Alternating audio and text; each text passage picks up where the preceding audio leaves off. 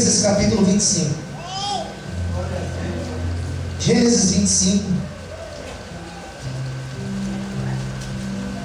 Primeiro livro da Bíblia. Versículo 19. Quem já encontrou, diga amém. Então vou ler. E estas são as gerações de Isaque, filho de Abraão. Abraão gerou a Isaque. E era Isaque de idade de 40 anos, quando tomou a Rebeca, filha de Betuel, arameu de Padã Aram, irmã de Labão, arameu, por sua mulher. E Isaque orou instantaneamente, e ao Senhor por sua mulher, porquanto era estéril. E o Senhor ouviu as suas orações, e Rebeca, sua mulher, concebeu, e os filhos lutavam dentro dela. Então disse: se assim é, por que sou eu assim? E foi-se a perguntar ao Senhor. E o Senhor lhe disse: 2 nações há no teu ventre, e 2 povos se dividirão das tuas entranhas. Um povo será mais forte do que o outro povo, e o maior servirá ao menor. E cumprindo-se os seus dias para dar à luz, eis gêmeos no seu ventre. E saiu o primeiro, ruivo, e todo com uma veste cabeluda. Por isso chamaram o seu nome Esaú. E depois saiu seu irmão, agarrado a sua mão ao calcanhar de Esaú. Por isso se chamou o seu nome Jacó. E era Isaque da idade de 60 anos, quando o gerou. Cresceram os meninos.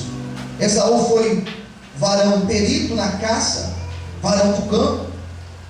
Mas Jacó era varão simples, habitando em tendas. Amava Isaque e Esaú, porque a caça era de seu gosto. Mas Rebeca amava a Jacó. Sobe aqui, curva a sua cabeça. Graças te damos, ó Deus. Usa a minha vida, Senhor, como um instrumento nas tuas mãos. Nós precisamos ouvir tua voz, ó Pai. Graças te damos, em nome de Jesus. Todos digam amém? E amém. Queridos, vamos meditar um pouquinho nesse texto. A palavra que Deus me revelou para ministrar nessa noite, ela vem por tema crise de identidade. O que seria, primeira coisa que a gente tem que entender, o que seria identidade? O que é um princípio de identidade? Isso foi uma das coisas que eu estudei na filosofia, por exemplo, sobre o princípio de identidade. O princípio de identidade é aquilo que é e não pode deixar de ser aquilo que é e que não muda. Vamos dar alguns exemplos.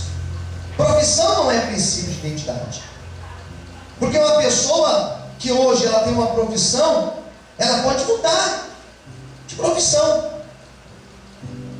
Ela pode ter estudado medicina e depois de alguns anos como médico, deixar de ser médico e ir para uma outra profissão.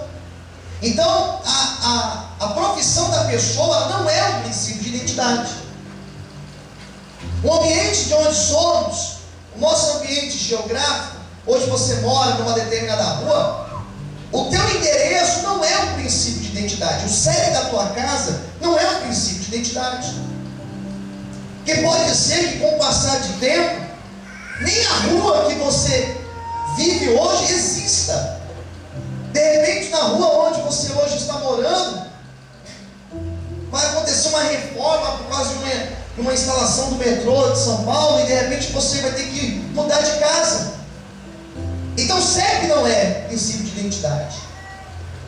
Princípio de identidade é a nossa origem. Pode passar o tempo que for, a tua origem ela não vai ser mudada. Você família, você tem um pai, você tem uma mãe, e isso não muda. A tua origem não vai ser mudada. Por quê? Porque lá você nasceu naquele lugar. Para você nascer teve que existir o ato de um homem com uma mulher, e pronto, acabou. O teu princípio de identidade não ou melhor, a sua origem não vai ser mudada jamais. E o que seria então uma crise de identidade? Uma crise de identidade foi o que Jacó passou. Ele era algo, ele era alguém, ele tinha as suas características, a sua subjetividade, ele era um indivíduo, alguém ali único, mas ele alternava. Ora ele achava que ele era uma outra pessoa, ora alguém dizia que ele era uma outra pessoa, e daqui a pouco nem ele mais sabia quem ele era. A vida de Jacó não foi uma vida fácil. Jacó foi um homem, teve um avô importante para a história de Israel. Ele era neto de Abraão, o pai da fé. Ele era filho de Isaac. Isaac também foi o segundo patriarca, outro nome importante para a nação de Israel. E Jacó, ele nasce no casamento de Isaac com Rebeca. E Rebeca era uma mulher estéril. E a Bíblia fala que Isaac, ele ora a Deus, ele clama ao Senhor, junto com sua esposa.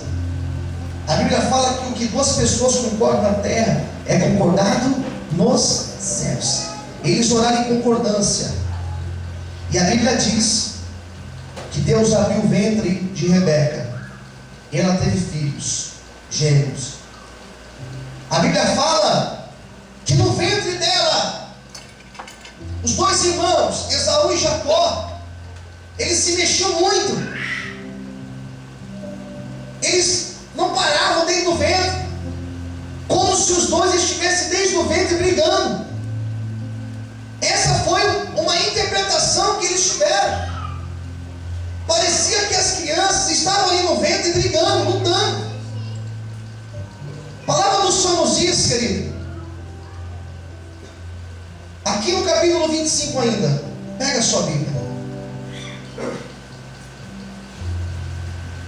versículo 24, que cumprindo-se os seus dias para dar à luz, eis gêmeos no seu ventre.